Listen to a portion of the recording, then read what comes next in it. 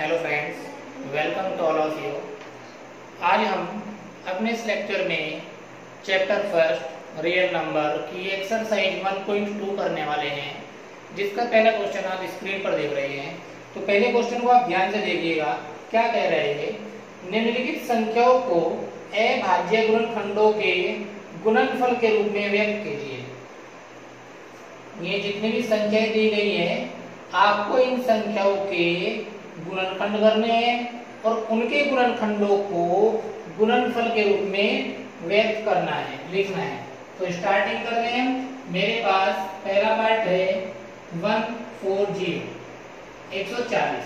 हमें 140 के फैक्टर करने हैं और गुणनखंडों के गुणनफल के रूप में लिखना है।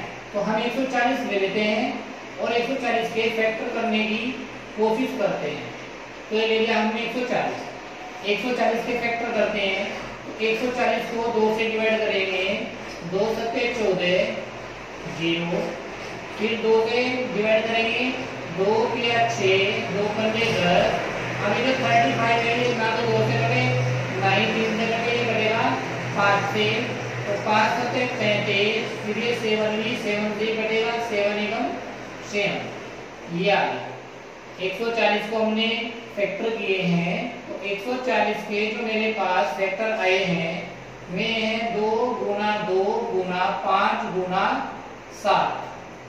अब ये मेरे पास इसमें 2 और 2 की मल्टीप्लाई 2 बार है, तो हम 2 को लिखते हैं पावर के रूप में। जितनी बार मल्टीप्लाई होगी उतनी पावर आएगी। 2 की गुना 2 बार हो रही है तो 2 की पावर 2 आ जाएगी। 2 की पावर 2 इंटू 5 इंटू 7। ये हो चुके हैं मेरे पास गुणनखंड, और गुणनखंड को मैंने लिख दिया है ये गुणनफल के रूप में। तो 140 के गुणनखंडों का जो गुणनफल रूप है वो यहाँ पर बॉक्स में है, और यही आपका आंसर है। यही क्या है आपका आंसर। अब हम इसमें से एक पार्ट और करने की कोशिश करते हैं। हमने ले लिया यहाँ से पांचवा पार्ट 7429। हम पांचवा पार्ट करने की कोशिश करते हैं। तो हमने ले लिया 7429। हम इसके फैक्टर करने की कोशिश करते हैं। तो आप इसके फैक्टर करिएगा। इसको जब आप फैक्टराइज करेंगे, जब इसके गुणनखंड करेंगे, तो ये ना तो 2 से कटेगा, सम संख्या से तो नहीं कटेगा। जो हमारी इवन नंबर्स होते हैं उनसे तो ये बिल्कुल भी नहीं कटेगा, क्योंकि हमारा इसमें जो यूनिट नंबर है, इकाई अंक है, वो है 9। तो ये कटेगा आपका केवल विषम नंबर से, ओड नंबर से कटेगा। ओड नंबर की स्टार्टिंग करते हैं। ओड नंबर में 3 आएगा। 3 से ये डिवाइड नहीं हो रहा है, 5 से भी डिवाइड नहीं हो रहा है, 7 से भी नहीं, 9 11 13 इन सब से ये डिवाइड नहीं हो रहा है। आप करके देखिए, अगर आपसे हो जाए तो अलग बात है, लेकिन मुझसे तो नहीं हो पा रहा है। तो हम इसको डिवाइड करते हैं 17 से। तो जब हमने इसको 17 से डिवाइड किया, तो 17 से डिवाइड करने के बाद यह है मेरे पास 4 3 7, यह आ गया 437। फिर मैंने इसको दोबारा 17 से डिवाइड करने की कोशिश की, 17 से डिवाइड नहीं हुआ।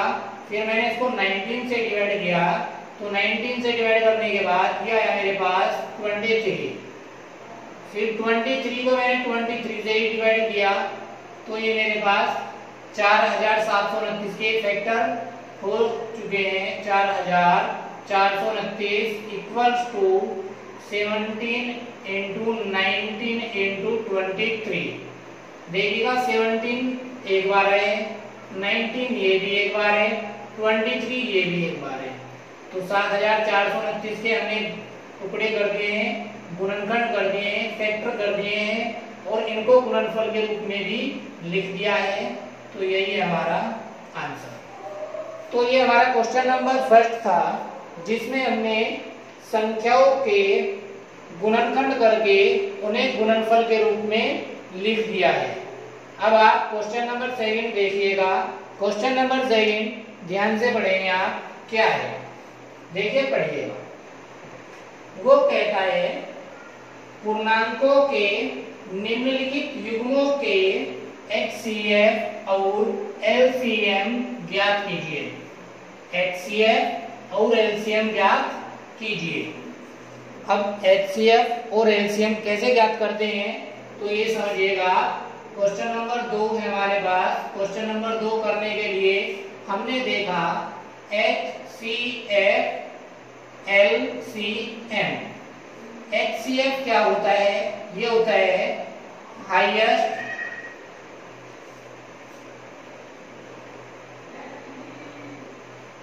Common factor, highest common factor. और ये होता है मेरे पास least common multiple, least common multiple. इसको हिंदी में बोलते हैं महत्तम समापवर्तक, महत्तम समापवर्तक। और शॉर्ट फॉर्म में होता है ये में से। और ये होता है हमारे पास लघुत्तम समापवर्तक, लघुत्तम समापवर्तक। और इसको बोलते हैं ले से।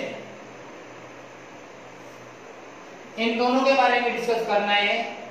HCF क्या होता है, LCM क्या होता है। यहां से एक फॉर्मूला आपको याद करना है। दो संख्याओं का गुणनफल, दो संख्याओं का गुणनफल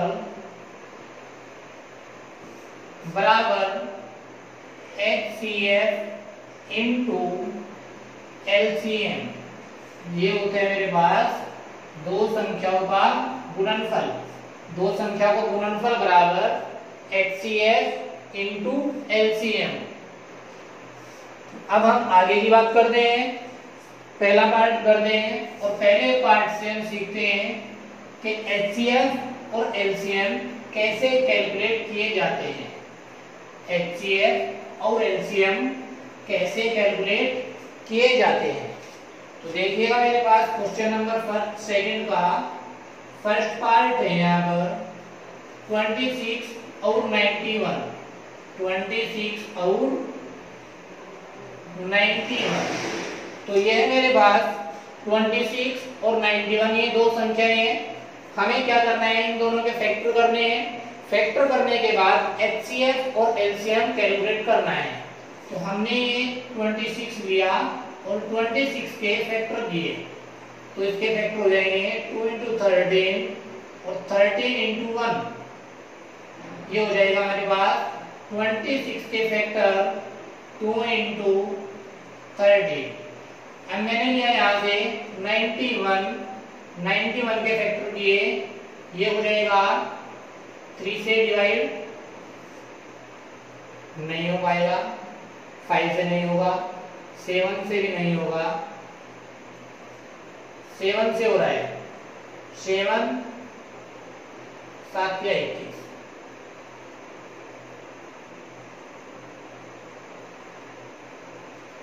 7 या 7, 7 या 21। फिर 13 से डिवाइड हो जाएगा। ये हो चुका है डिवाइड।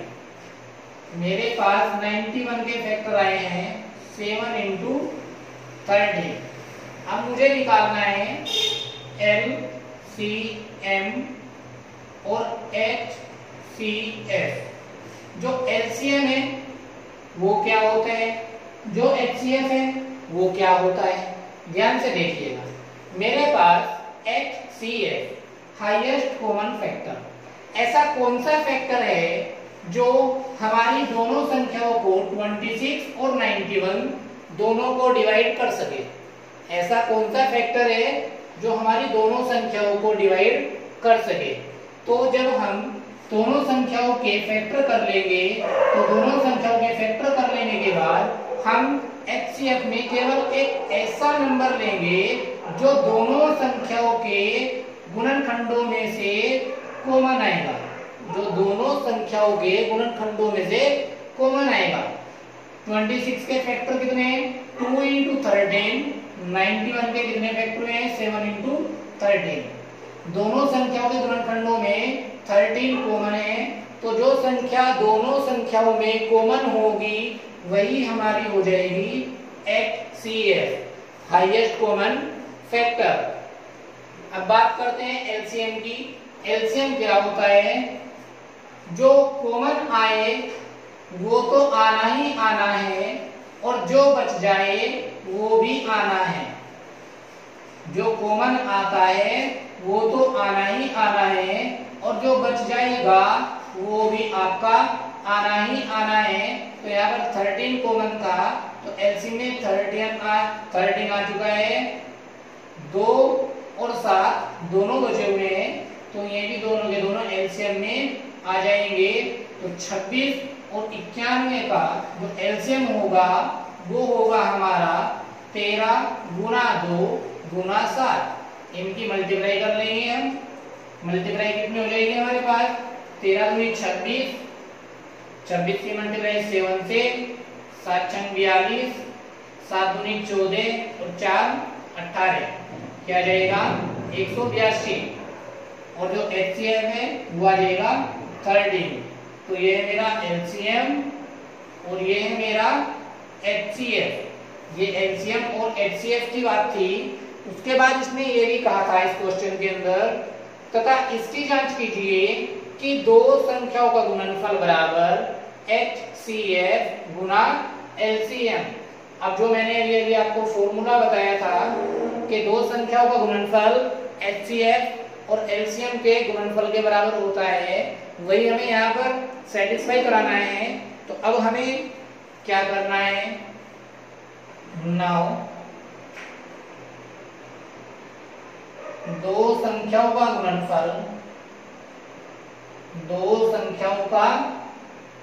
गुणनफल बराबर HCF इंटू LCM, HCF गुना LCM, ये देखना है। तो दोनों संख्याओं का गुणनफल कैलकुलेट करेंगे।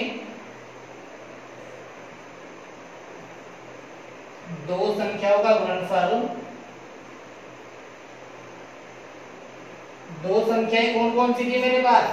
26 और 91। तो ये हो जाएगा 26 इंटू 91। इन दोनों की मल्टीप्लाई करेंगे आप। अब मल्टीप्लाई कैसे करते हैं?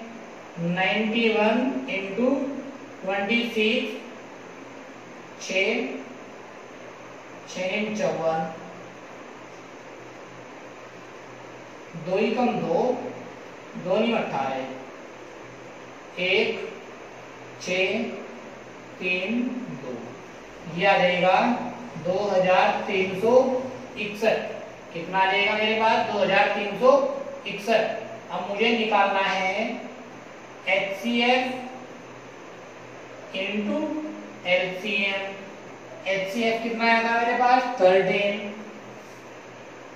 LCM कितना आएगा मेरे पास? 182।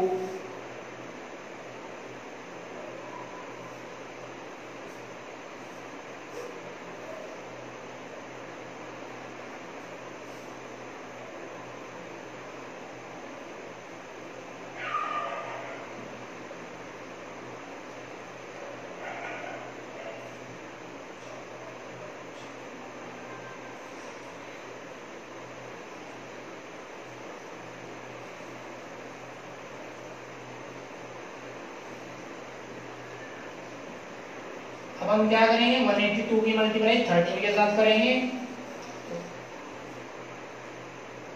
3 दूनी 6, 3 अठे 24, 3 2 5 इंटू 182, यह आ जाएगा 6 6 3 2।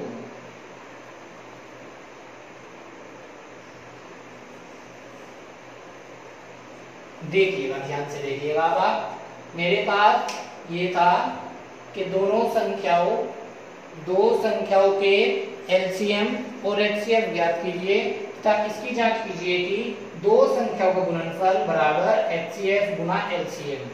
तो हमें दो संख्याएं दी गई हैं 26 और 91। हमें इनके एलसीएम और एचसीएफ कैलकुलेट करने हैं। एचसीएफ क्या होता है? गुणनखंड करने के बाद दी गई संख्याओं के गुणनखंडों में से जो कॉमन आ जाए, कॉमन जो दोनों में क्या हो जाए, उभयनिष्ठ हो जाए, वही हमारा एचसीएफ होता है। और एलसीएम क्या होता है, एलसीएम में जो कॉमन आता है वो तो आना ही आना है, और जो फैक्टर बच जाएंगे वो भी मल्टीप्लाई में आने हैं। तो यहाँ पर मेरे पास दोनों संख्याओं के फैक्टर्स में 13 कॉमन था, तो कॉमन आ चुका है 13, तो ये हो गया HCF, ये हुआ HCF 13। और दोनों में कॉमन है 13, तो ये 13, जो बचा हुआ है 2, ये भी मल्टीप्लाई में, बचा हुआ 7, ये भी मल्टीप्लाई में। तो ये मेरे पास है LCM, इन दोनों की मल्टीप्लाई करके 13 इंटू 2 इंटू 7 ये आता है 182, और HCF 13। अब मुझे ये भी जांच करना है कि दो संख्याओं का गुणनफल बराबर HCF इंटू LCM। नाउ अब ये फॉर्मूला देखना है सही है या गलत है। तो मैंने दो संख्याओं का गुणनफल निकाला, दो संख्याओं का गुणनफल, संख्या थी मेरे पास 26 और 91, तो दोनों की मल्टीप्लाई कर देंगे, दोनों की मल्टीप्लाई आई है 2366। अब निकालेंगे HCF into LCM, HCF into LCM equals to HCF आया मेरे पास 13, LCM आया मेरे पास 182, दोनों की मल्टीप्लाई करने के बाद ये आया मेरे पास 2366। तो मैंने देखा कि दोनों के दोनों इक्वल है, तो इसीलिए हम क्या कह सकते हैं, हेंस प्रूव्ड, इट इज सिद्धम। ये हमें जांच करना था कि क्या दोनों संख्याओं का गुणनफल HCF और LCM के बराबर है या नहीं है। तो इसी पर आधारित हम एक्सरसाइज 1.2 में क्वेश्चन नंबर 1 के 5 पार्ट ये भी कर सकते हैं, क्वेश्चन नंबर 2 के 3 पार्ट ये भी कर सकते हैं, क्वेश्चन नंबर 3 में जो हमारे पास 3 पार्ट है इनमें 3-3 संख्याएं दी गई हैं, तो आप आराम से कर लेंगे। क्वेश्चन नंबर 4 ये भी कर लीजिएगा। इसके बाद जो बचा हुआ है वो हम नेक्स्ट वीडियो में डिस्कस करेंगे। Thank you.